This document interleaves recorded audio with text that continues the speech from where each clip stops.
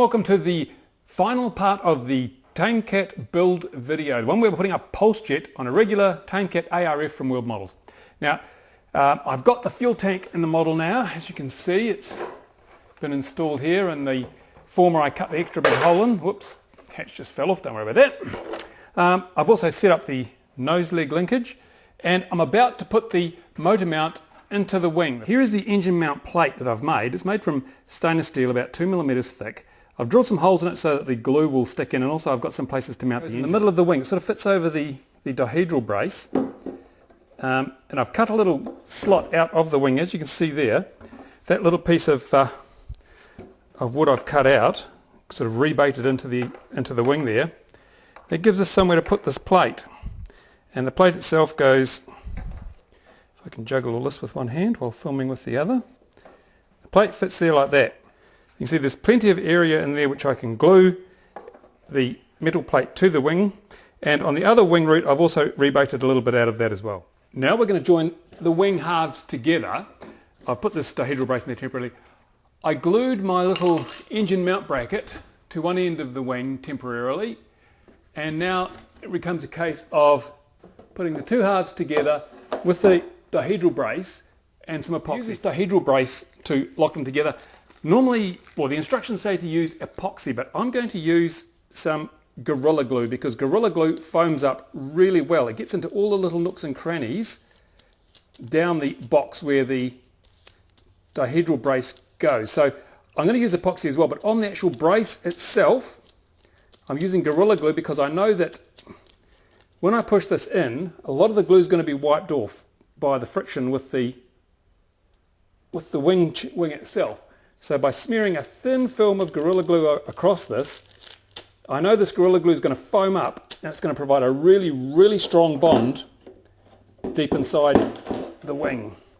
Now, it doesn't seem like there's very much glue on there, but believe me, that's more than enough. That will foam up and really provide a strong bond. I'll now put some Gorilla Glue on the other side here.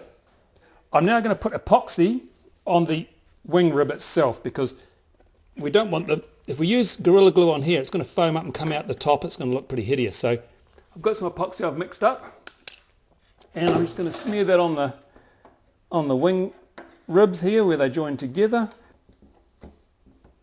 Okay. Now I can slide the two halves of the wing together, trying to avoid getting sticky, gluey fingerprints everywhere. Here it goes.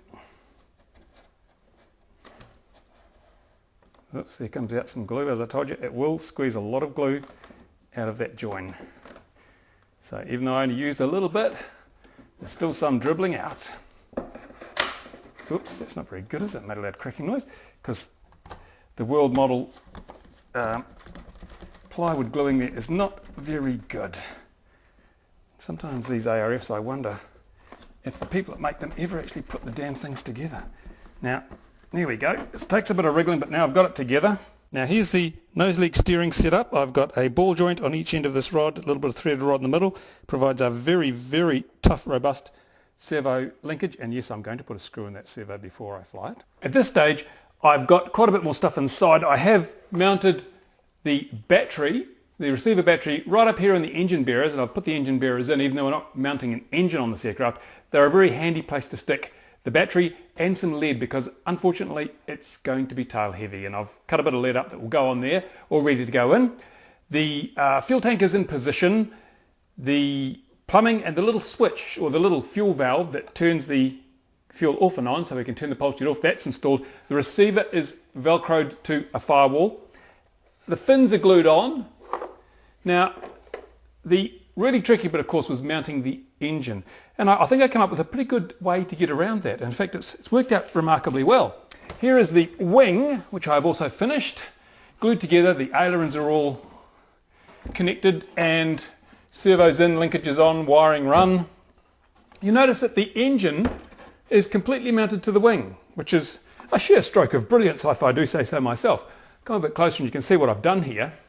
The bracket, or the little tang that I inserted into the wing, just there, that holds the main mount, and the rear mount is just kind of a little T bracket from aluminium. Now I welded this one, but it could have easily been made up by just bending a piece of aluminium around like that. And that has then a little strap goes around this part of the pulse jet, another strap goes around this part of the pulse jet, and the whole wing and engine comes off as a single assembly. And it goes on as a single assembly too, which is great. It means you don't have to mess around undoing multiple screws and things to get it off. The procedure for assembly is going to be put the canopy hatch on like so, then simply slide the wing into position. Wing tongue engages on the fuselage, push it all home, and done. Then 2 bolts in the back to hold the rear of the wing down. That's normal, but a little tip, the screws they give you are Phillips head screws. They are rubbish. They're so soft they must be made of chewing gum or something. So ditch those and get yourself some cap head screws. They're 3mm. In America that might be a bit hard to find because I know you're still dealing in the age of the imperial system, but you can get hold of 3mm bolts, hexagonal top cap head, that's with the little Allen keys, little metric Allen keys. That'll make it so much easier to get off and on, and the heads won't round out, because I couldn't find a Phillips head screwdriver that would fit the damn screws they gave me. They're all slightly wrong and it just mushed out the head, so throw those away. Well, here we are. The pulsejet powered world model TameCat is finished. Everything's done. I'll hold it up so you can see. There it is. Engine is mounted on the top. All the bits and pieces underneath. Fuel lines are installed, fuel tanks installed. The whole thing is revved up and ready to go. The battery's charged. All I've got to do now is wait till tomorrow because it's getting dark. So what I'll do now is I'll give you a bit of a walk around of the model. Starting at the front, here's the spinner, which is bolted. You can see the head of the bolt in there, bolted to the front of the cowl, which is in turn screwed to the front of the model. I didn't put the little pilots in, couldn't be bothered. Too many other things to do. The engine itself is mounted up here. You can see I have the little tab that I built into the root of the wing there, little stainless steel strap. And you notice I've put on the heat reflecting aluminum tape. This will reflect the heat that is generated by the pulse jet and stop it from melting the film directly underneath the engine. Fuel line comes out through the cockpit. You can see it goes down inside. And the pressure line from the engine also goes through. You can see from the front, they both go through the cockpit there. Now, when you're making a hole in this cockpit, it is a plastic sheet, so don't use a drill. Heat up a soldering iron, just push it in there. It'll melt and it forms a nice little edge, which is quite soft, and it won't cut the pipe later. The wing itself, pretty standard, didn't make any real changes to it apart from the mounting for the pulse jet. As you can see, I've continued that aluminum tape right down the back here to the very rear of the model, and also I've put it on the fins. Both sides of the fins, or both insides of the fins, have the aluminum tape on it to stop them from being melted by the nasty hot pulse jet engine. And well, that's really about it. I haven't hooked up the rudders. Now they're quite stiff at the moment because I've got the aluminum tape on them. I'll probably just fly it like that. They may flutter, never mind. I don't care. So that's it. Yep, she's all ready to go. Full charge, as I said, a full charge of batteries. I've filled it up. The CG's in exactly the right place now, thanks to 9 ounces of lead on the nose, which has been carefully concealed inside the cowl. Also, I mounted the battery right up in here in the cowl, so it's as far forward as it will go. So tomorrow is the big day. We'll start it up and head it into the sky.